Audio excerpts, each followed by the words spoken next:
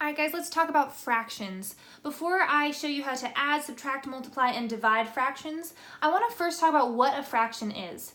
Sometimes when we learn a concept in elementary school, we know what it is in our head, but we have a hard time exactly saying what it is, or we might have even forgotten exactly what it is. So let's talk about what a fraction is.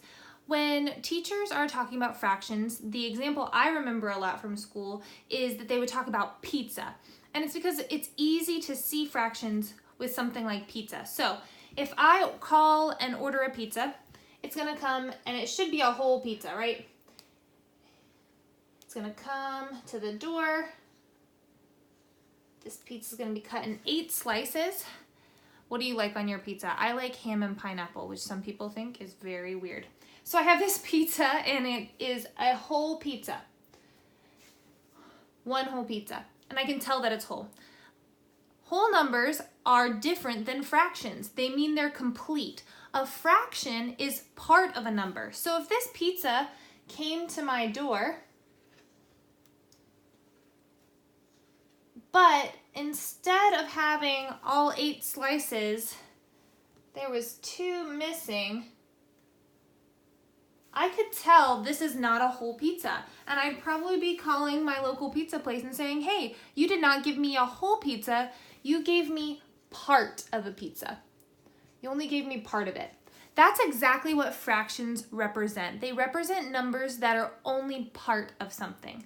All right, so when we write fractions, we have a numerator. That's the number on the top. And we have a denominator. That's the number on the bottom. Let's talk about what these numbers represent, all right? So the number on the top is the part that we have, and the number on the bottom is the whole. So let's think about that pizza, all right?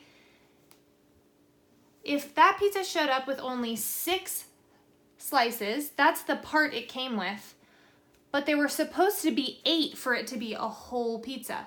So it would be 6/8. All right, fractions are division problems. You're gonna hear me say that all school year. Fractions are division problems. I'm gonna write that down. Fractions are division problems.